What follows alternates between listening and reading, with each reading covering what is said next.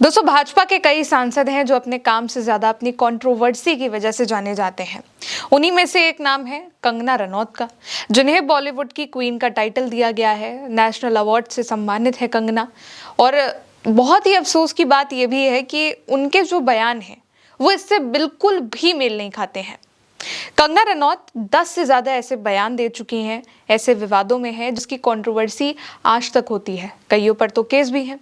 ताजा बयान उन्होंने जेनजी पर दिया है और भारत के युवाओं को, भारत के बच्चों को, भारत के भविष्य को गटर कहा है। लोगों ने कहा कि कंगना कैसी बातें कर रही हैं, बच्चों को गटर कह रही हैं, लड़कियों का अपमान कर रही हैं। तो इस पर भी वो माफी नहीं मांगती हैं, बल्कि कहती हैं कि ये तो गटर छाप लोग हैं और मैं तो यही कहूंगी। और जो लोग सवाल कर रहे हैं वो कंगना रनौत के लिए बिल्कुल गलत है। एक बार उनका वो बयान भी सुनिए।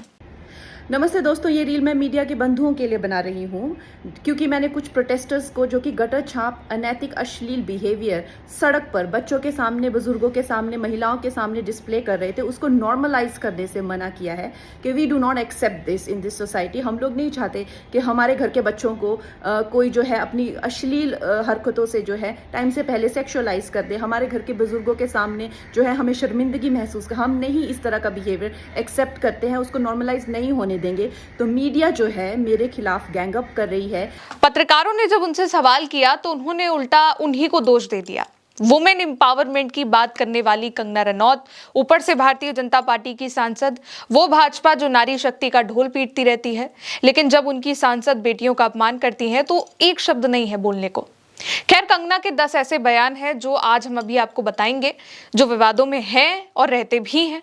कुछ तो आपको गुस्सा दिलाएंगे, लेकिन कुछ को सुनकर आपको हंसी भी आएगी कि ऐसा बयान कोई सांसद दे सकता है।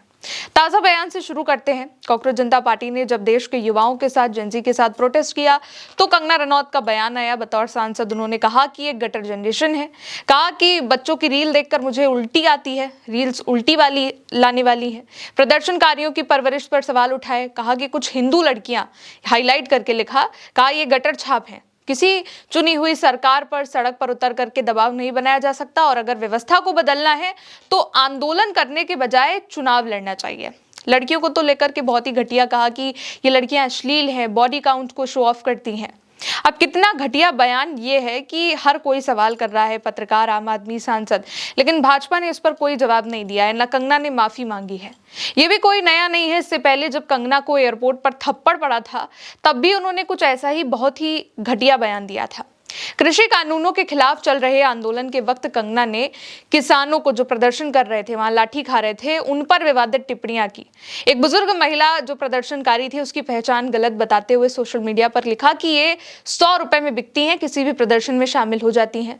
बाद में कुछ प्रदर्शनकारियों को खालिस्तानी कहा, आतंकवादी कहा, और इन टिप्पणियों की बहुत आलोचना हुई। जून 2024 में चंडीगढ़ एयरपोर्ट पर जब वो थी तो सीआईएसएफ की एक महिला कांस्टेबल ने उनको थप्पड़ मारा था, और थप्पड़ मारने के पीछे किसान आंदोलन को लेकर के उनके जो बयान थे उसका जिक्र भी किया था। कुलविंदर कौर नाम की सीआईएसएफ कांस्टेबल ने कंगना को थप्पड़ मारा और कहा कि जो है ये ऐसी बातें बोल रही थी, मेरी माँ वहां पर बैठी हुई थी प्रदर्शन में। कंगना के गाल पर 5 उंगलियां छप गई थी, इतना जोर का थप्पड़ पड़ा था। और ये भी यहाँ पर जो सीआईएसएफ की महिला कांस्टेबल थी वो काफी गुस्से में थी। अभी भी भटिंडा कोर्ट में केस चल रहा है। 2025 में कंगना को बेल मिली, लेकिन ट्रायल अभी भी चल रहा है और सुप्रीम कोर्ट ने भी इस मामले में उनको राहत देने से इनकार कर दिया है। यानी कि कितना वाहियात बयान था। खैर, एक और घटिया बयान किसानों पर कंगना एक और बार दे चुकी हैं। अगस्त 2024 में अपनी फिल्म इमरजेंसी के प्रमोशन के वक्त भी कंगना ने किसान आंदोलन को लेकर के कहा कि अगर समय रहते स्थिति को नहीं संभाला जाता तो भारत बांग्लादेश जैसा बन जाता, वह बांग्लादेश जैसे संकट का सामना कर सकता था।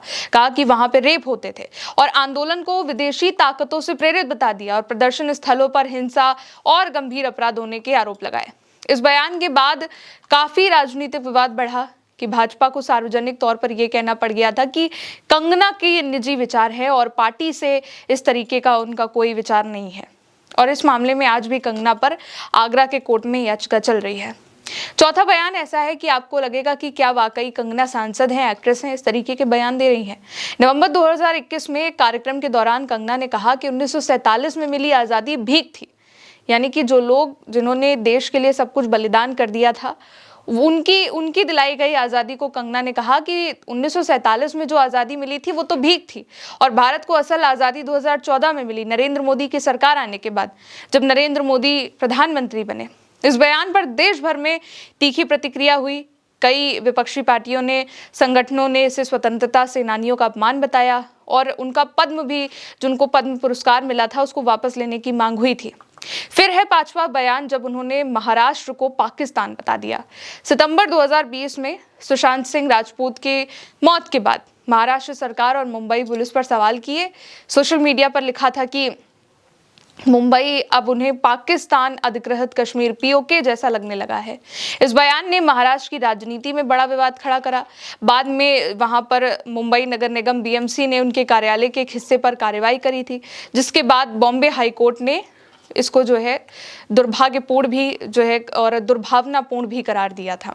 इसके जो इन्होंने बयान दिया था मुंबई को लेकर के, इसको भी काफ़ी लेकर कंट्रोवर्सी हुई। फिर उन्हें एक्स पोस्ट अपना वापस हटा देना पड़ा था। कई सेलिब्रिटीज़ ने इसको लेकर के आपत्ति जताई थी। फिर 2021 में पश्चिम बंगाल विधानसभा चुनाव के बाद हुई हिंसा पर कंगना ने जो है सोशल मीडिया पोस्ट किया था। प्रधानमंत्री नरेंद्र मोदी से एक्शन की मांग करी थी और राज्य सरकार पर खूब गलत सलत और निशाना साधा बातें लिखी। उनकी कुछ पोस्ट को सोशल मीडिया प्लेटफॉर्म एक्स ने अपनी रूल्स और रेगुलेशन नीतियों के उल्लंघन मानते हुए उनका अकाउंट भी परमानेंटली सस्पेंड कर दिया था। फिर बाद में 2023 में उनका जो अकाउंट है वो दोबारा बहाल किया गया था। इसके अलावा साल 2020 में ड्रग्स जांच के दौरान कंगना ने बॉलीवुड पर भी गंभीर आरोप लगाए।